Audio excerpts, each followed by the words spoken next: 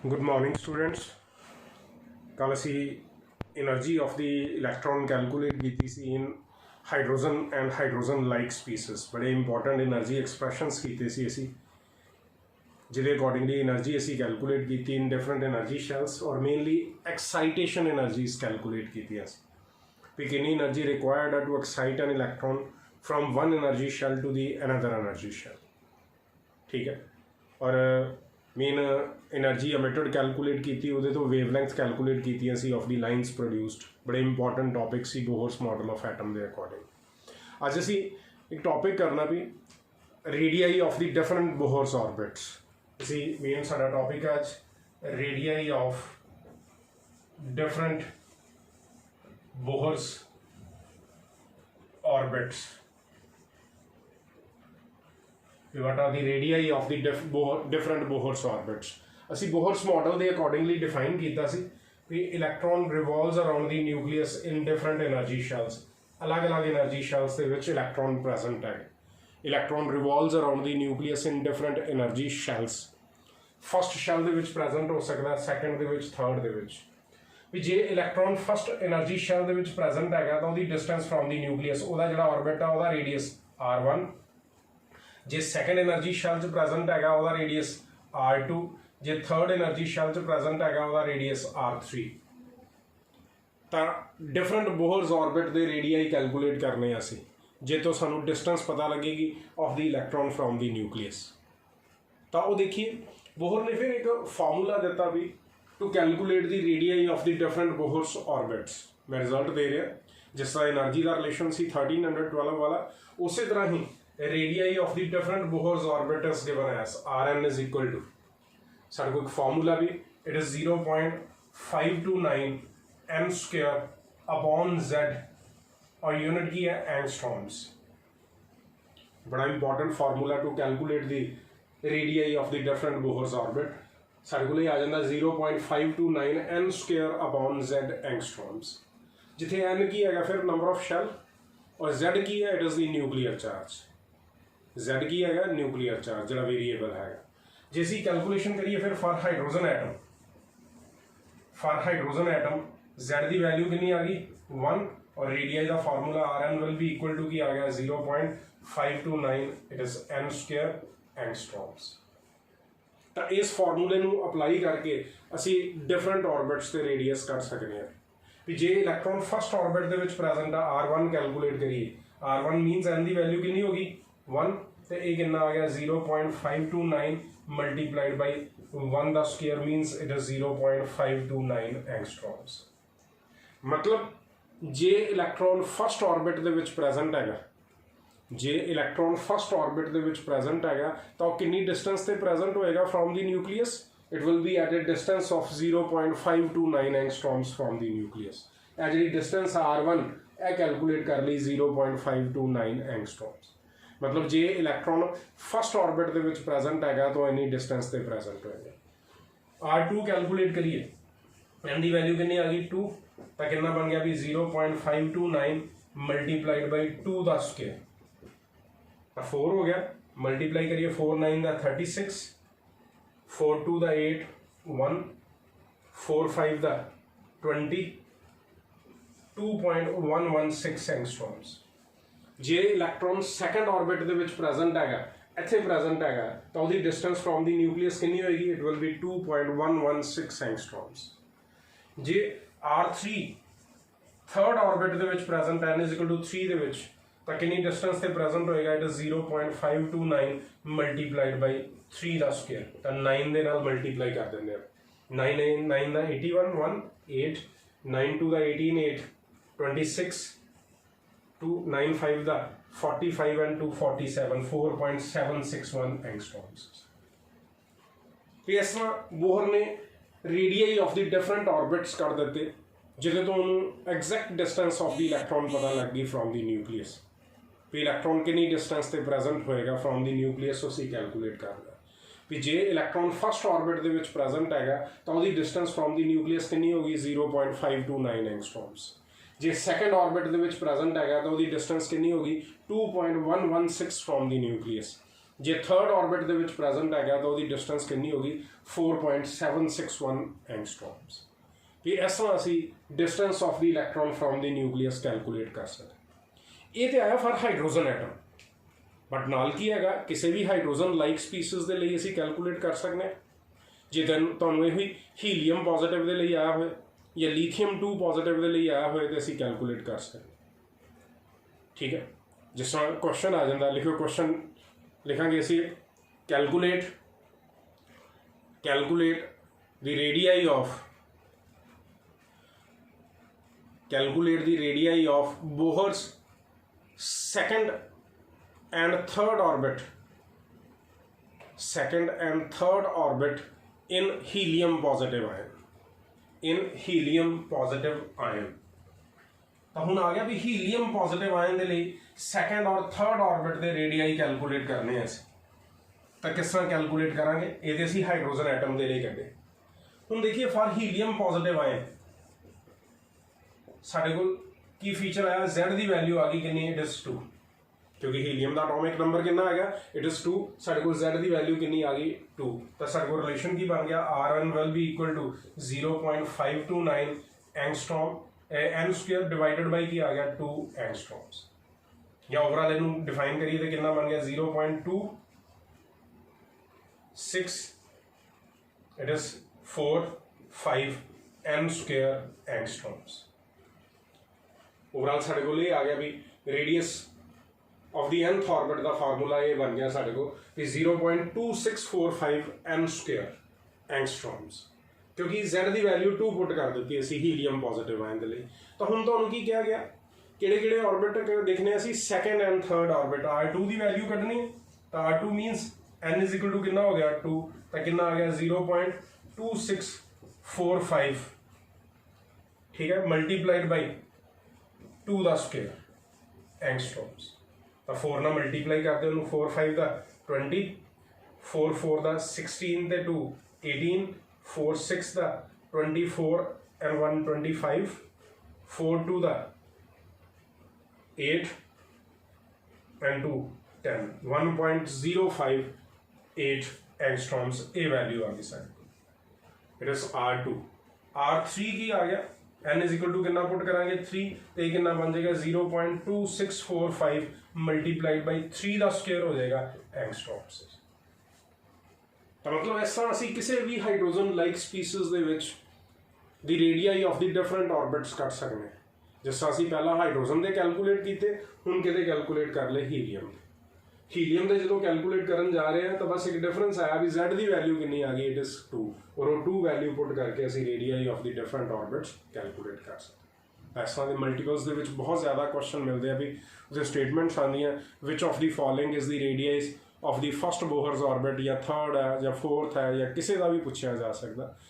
Formula तो यही रहना, बट ध्यान पहला रखना भी किहदे लई पूछा गया, हाइड्रोजन के लिए पूछा गया तो Z की वैल्यू 1 आ गई, और जो हीलियम पॉजिटिव लिए पूछा गया तो Z की वैल्यू कितनी आ गई 2, उसके अकॉर्डिंगली असीं अपने आंसर्स रिप्रेजेंट करें।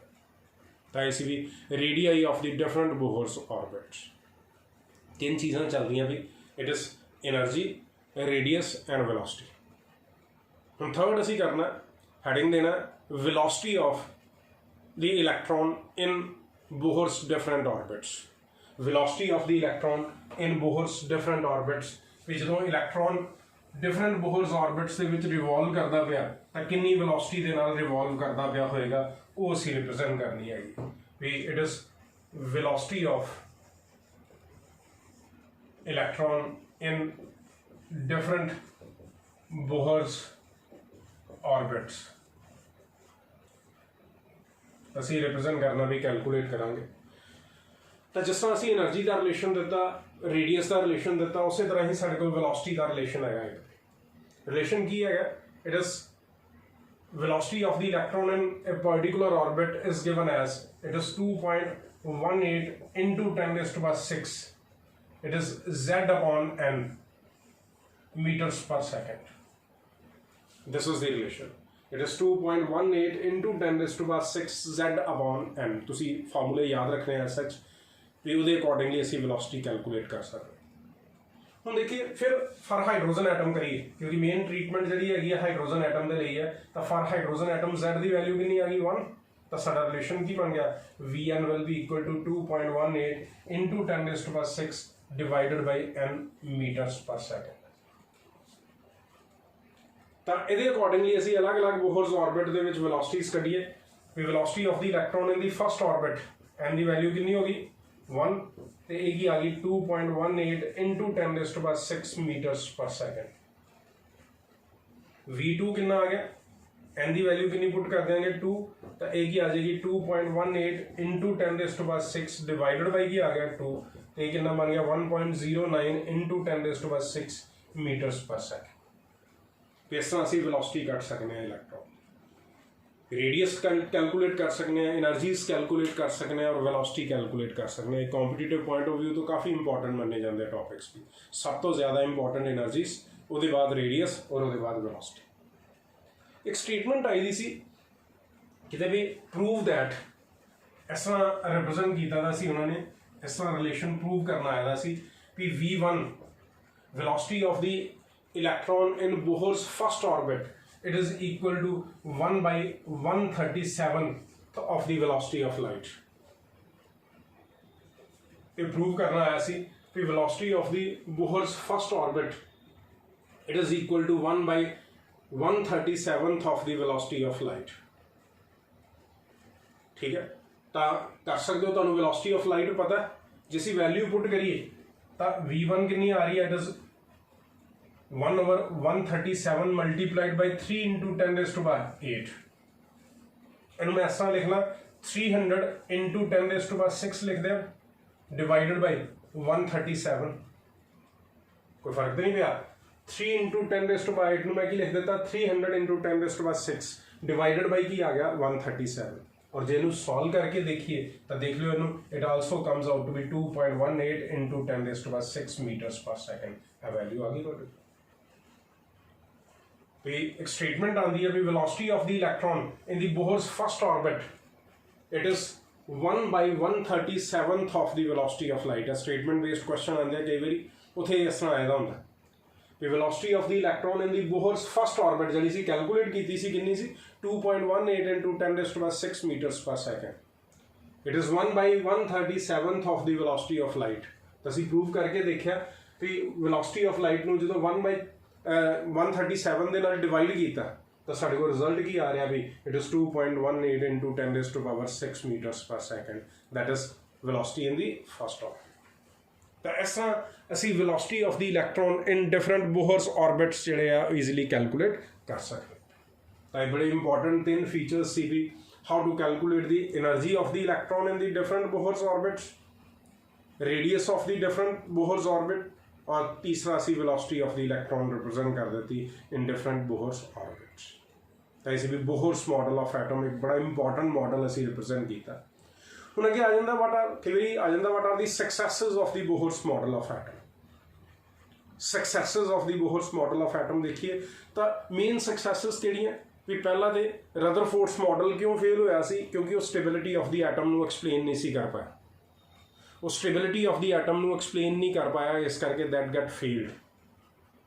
बट बोहर ने स्टेबिलिटी एक्सप्लेन की सी याद करो असी क्या सी भी जिनी देर तक इलैक्ट्रॉन अपनी ग्राउंड स्टेट प्रेजेंट है वो ना तो एनर्जी एब्जॉर्ब कर सकता अपने आप ना अमिट कर सकता इस करके हमेशा ही की रहिंदा स्टेबल। और दूसरी सब तो ज़्यादा इंपॉर्टेंट सक्सैस होगी की सी भी ही explained the line spectrum of hydrogen and hydrogen like species. जी एक मेन सक्सैस सी जो पिछले मॉडल्स ने लाइन्स के बारे कोई इन्फॉर्मेशन नहीं सी दी भी लाइन किस तरह प्रोड्यूस हो रही है बड़े simple way the which line spectrum Bohr ने एक्सप्लेन किया। तो यदि मेन सक्सैस ये सी of the Bohr's model of atom. बहुत ज़्यादा सिंपल बहुत ज़्यादा एप्लीकेबल कॉन्सैप्ट होने के बावजूद भी इहदियां भी कुछ limitations. It is not the ultimate model of atom it has some limitations. पहली लिमिटेशन की है ਅਸੀਂ ਇਹੋ ਕਹਿ ਸਕਦੇ ਹਾਂ ਵੀ this model is applicable only for hydrogen and hydrogen like species ਜਿਨ੍ਹਾਂ ਦੇ ਵਿੱਚ ਸਿਰਫ ਇੱਕ ਇਲੈਕਟ੍ਰੋਨ ਪ੍ਰੈਜ਼ੈਂਟ ਹੈ ਜਿਨ੍ਹਾਂ ਦੇ ਵਿੱਚ ਸਿਰਫ ਇੱਕ ਇਲੈਕਟ੍ਰੋਨ ਪ੍ਰੈਜ਼ੈਂਟ ਹੈ। It cannot explain the line spectrum for multi electron species. ਜਿਨ੍ਹਾਂ ਦੇ ਵਿੱਚ ਇੱਕ ਤੋਂ ਜ਼ਿਆਦਾ ਇਲੈਕਟ੍ਰॉन्स ਪ੍ਰੈਜ਼ੈਂਟ ਹੈਗੇ ਆ, ਉਹਨਾਂ ਦੇ ਲਈ ਲਾਈਨ ਸਪੈਕਟਰਮ ਐਕਸਪਲੇਨ ਹੀ ਨਹੀਂ ਕਰ ਪਾਇਆ। ਵੀ ਫਸਟ ਲਿਮਿਟੇਸ਼ਨ ਜਿਹੜੀ ਬੋਹਰਸ ਮਾਡਲ ਆਫ ਐਟਮ ਦੀ ਆਈ ਵੀ that it cannot explain the line spectrum for the multi electron species, ਜਿਹੜੀਆਂ ਮਲਟੀ ਇਲੈਕਟ੍ਰॉन ਸਪੀਸੀਜ਼ ਸੀ ਉਹਨਾਂ ਦੇ ਲਈ ਲਾਈਨ ਸਪੈਕਟਰਮ ਜਿਹੜਾ ਸੀ ਉਹ ਐਕਸਪਲੇਨ ਨਹੀਂ ਕਰ ਪਾਇਆ। ਇਹਨੇ ਜਿਹੜਾ ਲਾਈਨ ਸਪੈਕਟਰਮ ਐਕਸਪਲੇਨ ਕੀਤਾ ਉਹ ਸਿਰਫ ਕਿਹਨਾਂ ਦੇ ਲਈ ਐਕਸਪਲੇਨ ਕੀਤਾ, ਸਿਰਫ ਹਾਈਡਰੋਜਨ ਔਰ ਹਾਈਡਰੋਜਨ ਲਾਈਕ ਸਪੀਸੀਜ਼, ਵੀ ਜਿਨ੍ਹਾਂ ਦੇ ਕੋਲ ਸਿਰਫ ਇੱਕ ਇਲੈਕਟ੍ਰॉन ਪ੍ਰੈਜ਼ੈਂਟ ਸੀ, ਸਿਰਫ ਉਹਨਾਂ ਦੇ ਲਈ ਲਾਈਨ ਸਪੈਕਟਰਮ ਜਿਹੜਾ ਸੀ ਉਹ ਐਕਸਪਲੇਨ ਕਰ ਪਾਇਆ ਸੀ, ਬਾਕੀਆਂ ਦੇ ਲਈ ਨਹੀਂ ਸੀ ਐਕਸਪਲੇਨ ਕਰ ਪਾਇਆ। ਦੂਸਰੀ ਲਿਮਿਟੇਸ਼ਨ ਦੇਖੀਏ ਅਸੀਂ ਤਾਂ ਬੋਹਰਸ ਮਾਡਲ ਕੀ ਕਰਦਾ ਪਿਆ, it explains the circular motion of the electron, two dimensional motion of the electron around the nucleus. Bohr ਨੇ ਵੀ ਇਹ ਡਿਫਾਈਨ ਕੀਤਾ ਕਿ electron revolves around the nucleus in different circular orbits, ਔਰ ਉਹ ਜਿਹੜੇ ਸਰਕੂਲਰ ਆਰਬਿਟਸ ਆ ਉਹ ਕੀ ਹੁੰਦੇ ਆ, ਟੂ ਡਾਇਮੈਂਸ਼ਨਲ। ਬਟ ਐਕਚੁਅਲ ਦੇ ਵਿੱਚ ਜਿਹੜੀ electronic motion around the nucleus ਹੈ ਬਈ ਇਟ ਇਜ਼ 3 ਡਾਇਮੈਂਸ਼ਨਲ। मतलब लिमिटेशन की बन गई कि it can not explain the 3 dimensional motion of the electron around the nucleus. ठीक है, उन्होंने एक्सप्लेन नहीं सी कर पाया। तीसरी लिमिटेशन अभी जड़ी सी, दो बड़े इंपॉर्टेंट इफेक्ट आए अगे चल के भी जिन्हें बोहर्स मॉडल जरा सी नहीं सी एक्सप्लेन कर पाया। There were 2 very important effects, that is Zeeman effect, एक है ज़ीमैन्स इफेक्ट और दूसरा सी Stark effect.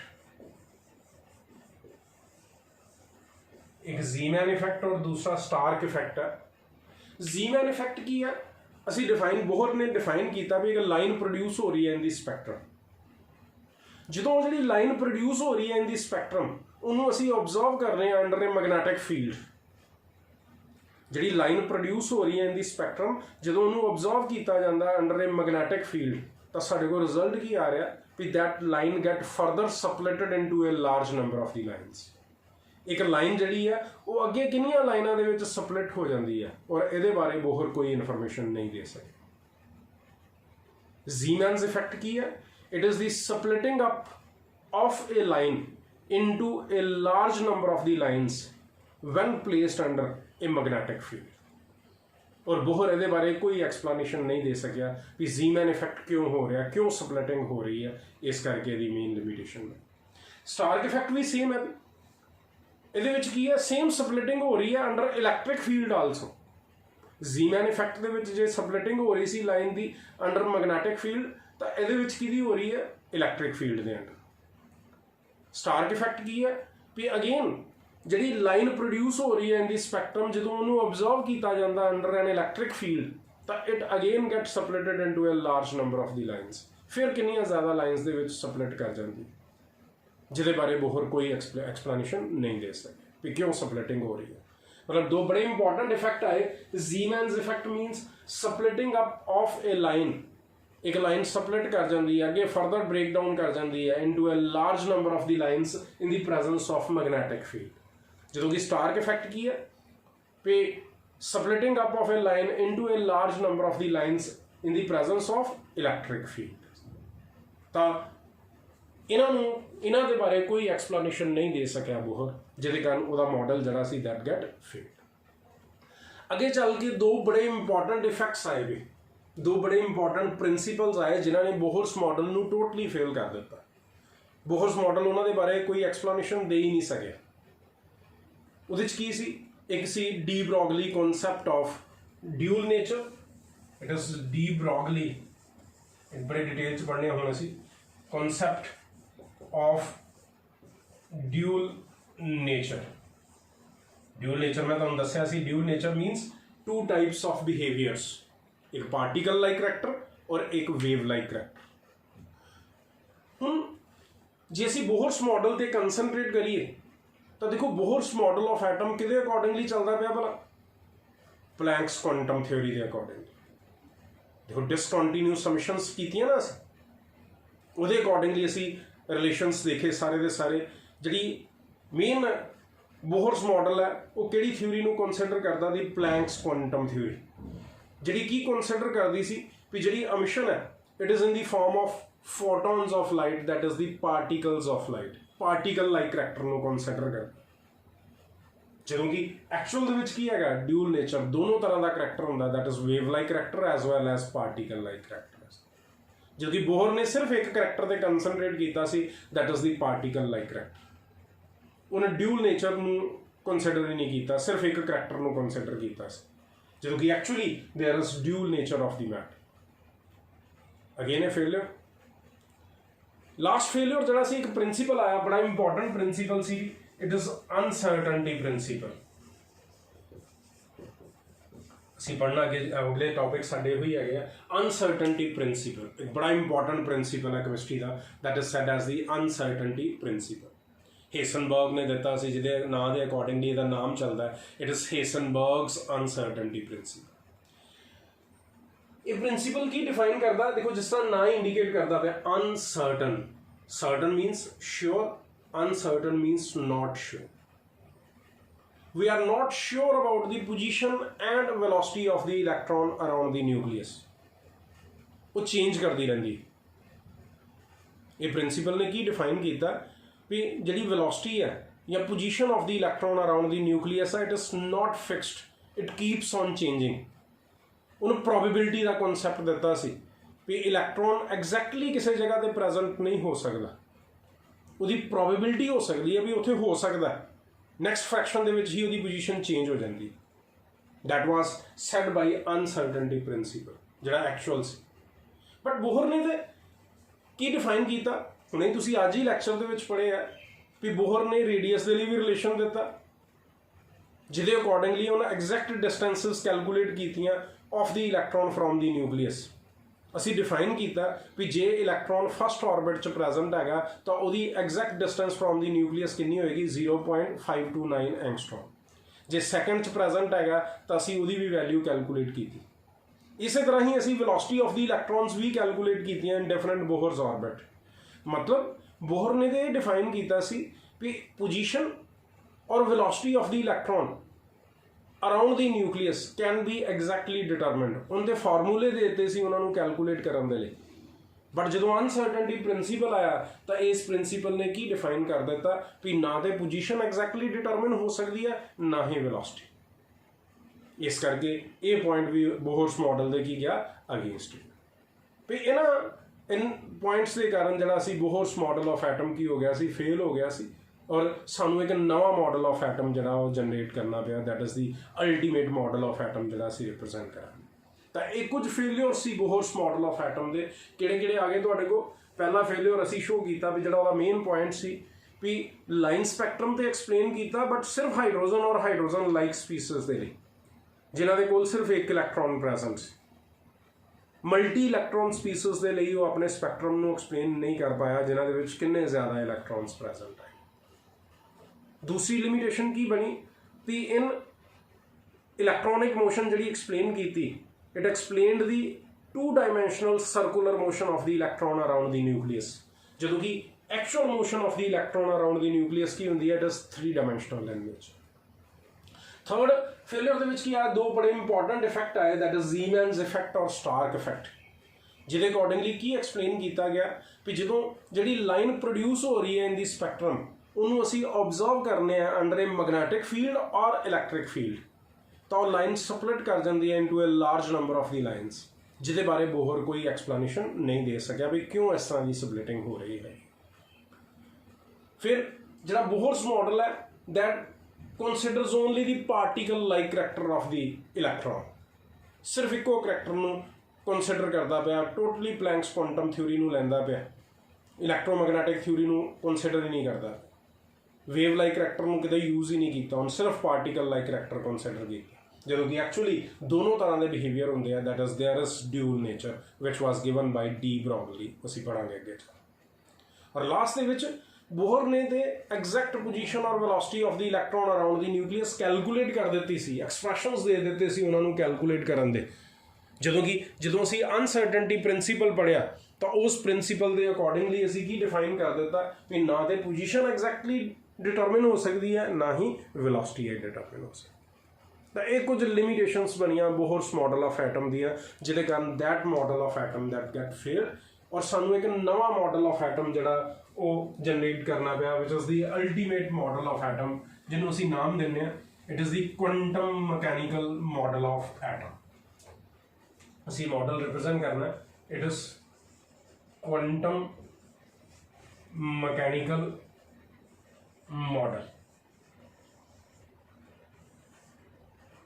Quantum mechanical model. इस मॉडल को डिफाइन ही मैं इस तरह करांगा कि this is the model of atom which is in accordance with, जिहड़ा ओबे करता पाया किनू किनू, पहला de Broglie concept of dual nature और दूसरा अनसर्टेनिटी प्रिंसिपल। जिहड़े मेन दो फेलियर बने जिहदे कारण बोहर्स मॉडल टोटली फेल हो गया सी, उन्हां दोनों नूं की करता पाया, ओबे करता पाया। That will be said as the quantum mechanical model of atom. इन्हू डिफाइन ही असी इस तरह करना कि this is the model of atom which is in accordance with the de Broglie concept of dual nature and second the Heisenberg's uncertainty principle. उस model नूं असी की कहांगे, that will be said as the quantum mechanical model of atoms. ठीक है, हुण असी दो पॉइंट्स रिप्रेजेंट करते पे हैं, de Broglie concept of dual nature and uncertainty, उन्होंने असी रिप्रेजेंट करना। तो पहला शुरू करना असी de Broglie concept of dual nature. Dual nature जिहदे अकॉर्डिंगली की कहा गया कि दो तरह के करैक्टर्स होंगे, एक पार्टिकल लाइक करैक्टर और एक वेव लाइक करैक्टर। असी ਜਦੋਂ ਦਾ शुरू किया था टॉपिक, ये दोनों रिलेट करते पे कि डिफरेंस आ जाता, what is the difference between A particle, एक पार्टिकल और वेव दे विच डिफरेंस दसो की है। तो वेव असी पढ़ी सी, वेव की है, wave is a form of disturbance. Wave is a form of disturbance. जो तुम स्टोन्स थ्रो करते हो वाटर दे विच वेव्स प्रोड्यूस होंगी, जिहड़ियां किस तरह प्रोपेगेट करदियां, मूव करदियां in the form of crest and troughs. तो असी यह रिप्रेजेंट की सी उस वेले भी ये की है, this is a wave which is not localized. ये लोकेलाइज नहीं है, लोकेलाइज मीनस फिक्सड नहीं है एक पर्टिकुलर पॉइंट पे, but it is spreaded over the whole region. किन्ने ज्यादा रीजन दे विच की है, स्प्रैडेड है। मेन वेव का जिहड़ा स्पैशल फीचर है वो की है, इहदी डी लोकेलाइजेशन। जिहड़ी वेव है it is always delocalized. Delocalized means spreaded, एक पर्टिकुलर पूरे दे पूरे रीजन दे विच स्प्रैडेड है। ਜਦੋਂ कि पार्टिकल्स की होंगे, पार्टिकल की है एक पॉइंट, आ पॉइंट मैं रिप्रेजेंट कर देता, this is a particle and it is always localized. Localized means fixed. असी ये शो कर देता भी इस पॉइंट ते एक पार्टिकल प्रेजेंट है, इसकी पोजीशन फिक्स हो गई, इत्थे हुण कोई होर पार्टिकल नहीं आ सकता क्योंकि ये पोजीशन इन्हें की कर ली है, आकूपाई कर ली है। ਜਦੋਂ कि ये की है, ये स्प्रैडेड है। जे एक तो ज्यादा पार्टिकल्स प्रेजेंट है तो डिफरेंट पोजीशंस आकूपाई करने। ਜਦੋਂ कि जे एक तो ज्यादा वेव्स प्रेजेंट है तो सेम पोजीशन आकूपाई कर सकती हैं। भी एक वेव के ऊपर दूसरी वेव हो सकती है, पढ़ोगे तुसी interference of the waves. More than one wave can occupy the same position, but more than one particle cannot occupy the same position, they will occupy different positions, अलग अलग positions occupy करने। और total number of particles किस तरह कटांगे, ਅਸੀਂ count कर लांगे 1 2 3 4 5 6 जिन्ने भी पार्टिकल। ਜਦੋਂ कि ਇੱਥੇ टोटल नंबर ऑफ वेव्स इस तरह नहीं कर सकते, ਜਦੋਂ दो वेव्स मिक्स ਹੁੰਦੀਆਂ सेम पोजीशन ऑक्यूपाई करदियां तो इंटरफेयर करके एक नवी वेव ਜਿਹਦਾ एम्पलीट्यूड की कर ਦਿੰਦਾ, इंक्रीज कर ਦਿੰਦਾ, ਉਹ नवी वेव बना ਲੈਂਦੀ। ठीक है, पढ़ोगे बड़ी डिटेल च पढ़नी है तुसी अगे जो वेव मोशन वगैरह पढ़ोगे भी वेव्स की कर जाती है, इंटरफेयर कर जाती है, इंटरफेरेंस ऑफ द वेव्स हो जाती है। भी more than one waves if present they can occupy the same position and they can mix with each other resulting in the formation of a resultant wave जिहदा amplitude की कर जाएगा, increase कर जाएगा। जो कि जे एक तो ज्यादा पार्टिकल्स प्रेजेंट है तो वो सेम पोजीशन ऑक्यूपाई नहीं कर सकते, वो अलग अलग पोजीशंस ऑक्यूपाई करनगे और उन्हों का टोटल नंबर उन्होंने सारे दे सम के बराबर होगा। जो मेन डिफरेंस है, बेसिक डिफरेंस है between A particle and A wave, वो की है, that is localisation and D localisation. भी जोड़े पार्टिकल्स है दे आर ऑलवेज लोकेलाइज्ड, जो कि जो वेव्स है दे आर ऑलवेज डी लोकेलाइज्ड। असी अगे चल के सानू एक्सपेरीमेंट्स आने, प्रूव करना आना भी शो करो भी इलैक्ट्रॉन जोड़ा it is it has a particle like character। ਤਾਂ ਉੱਥੇ ਅਸੀਂ ਇਹੋ ਹੀ ਦੇਖਾਂਗੇ ਵੀ ਇਲੈਕਟ੍ਰੋਨ ਲੋਕਲਾਈਜ਼ਡ ਹੈਗਾ ਜਾਂ ਨਹੀਂ ਹੈਗਾ, ਉਹਦੀ ਲੋਕਲਾਈਜੇਸ਼ਨ ਨੂੰ ਦੇਖਣਾ ਅਸੀਂ। ਐਕਸਪੈਰੀਮੈਂਟਸ ਕੁਛ ਇਸ ਤਰ੍ਹਾਂ ਦੇ ਪਰਫਾਰਮ ਕਰਨੇ ਆ, ਉੱਥੋਂ ਸਾਨੂੰ ਪਤਾ ਲੱਗਣਾ ਵੀ ਪਾਰਟੀਕਲ ਲਾਈਕ ਹੈ। ਤਾਂ ਇਸ ਲਈ ਇੱਕ difference between particle and a wave. ਹੁਣ ਅੱਗੇ ਜਿਹੜਾ ਅਸੀਂ ਟੌਪਿਕ ਸ਼ੁਰੂ ਕਰਨਾ that is de Broglie concept of dual nature. मैं एक्सप्लेन कर रहा भी what is this de Broglie concept of dual nature। it's a very important concept, it is D Broglie concept of dual nature। तो D Broglie एक scientist सी जिन dual nature explain की थी of the matter. मतलब दो तरह का behaviour जरा they are shown by every matter that is particle like character and wave like character. उनकी कीता भी ही calculated the wavelength associated with the material particles in motion. Material particles जिन्हां दा कुछ मोशन जिहड़े मोशन च आए। मटीरियल पार्टिकल्स मीनस पार्टिकल्स जिन्हां दा कुछ मास हैगा। मटीरियल मैटर कित्थों बनया, मैटर तो की बनया मास और पार्टिकल्स। मतलब उन मटीरियल पार्टिकल्स इन मोशन जिहड़े हैगे सी उन्हां दी वेवलेंथ कैलकुलेट कर दित्ती। वेवलेंथ कैलकुलेट की मतलब वेव लाइक करैक्टर आ गया उन्हां च। पहला की सी पार्टिकल्स और उन्हां दे विच की आ गया वेव लाइक करैक्टर। उन ये डिफाइन किया कि all the material particles in motion have wave like character also. उसकी स्टेटमेंट ये शो की थी कि all material particles in motion have wave like character. यह स्टेटमेंट दी सी डी ब्रॉगली ने स्टेटमेंट दी भी एक वर्ड की शो किया मटीरियल पार्टिकल्स। पार्टिकल करैक्टर तो पहला ही सी और सैकेंडली नाल की क्या भी उन्होंने वेव लाइक करैक्टर भी होंगे। ਜਿਹੜੇ ਪਾਰਟੀਕल्स है इन मोशन उन्होंने वेव लाइक करैक्टर भी होंगे। मतलब दोनों तरह का बिहेवियर हो गया दैट इज ड्यूल नेचर। और उन्होंने कन्फर्म करने के लिए उन्हें एक इन्होंने पार्टिकल्स की वेवलेंथ कैलकुलेट कर दी और एक इक्वेशन ड्राइव की थी which is said as de Broglie equation which was lambda is equal to h upon m v. उन वेवलेंथ कैलकुलेट की है ना मटीरियल पार्टिकल्स दी इन मोशन और एक रिलेशन शो किया that is lambda is equal to h upon m v, जिथे h की है प्लैंक्स कांस्टेंट, एम की है मास ऑफ द पार्टिकल और वी की है वेलोसिटी ऑफ द पार्टिकल। ठीक है, और एक कन्फर्मेशन शो कर देती भी वाकई जिहड़े मटीरियल पार्टिकल्स इन मोशन है उन्होंने वेवलेंथ हैगी, उन्होंने वेव लाइक करैक्टर है और अल्टीमेटली उन ड्यूल नेचर ਨੂੰ कन्फर्म किया। एक्सपैरीमेंट्स भी कुछ परफॉर्म किए भी वाकई ड्यूल नेचर होंगी है, दोनों तरह का बिहेवियर जरा शुरू हो। इस इक्वेशन को असीं ड्राइव करांगे नैक्सट लैक्चर दे विच कि किस तरह इक्वेशन जिहड़ी सी ड्राइव की गई, किस तरह डी ब्रॉगली ने वेवलेंथ कैलकुलेट की सी of the material particles in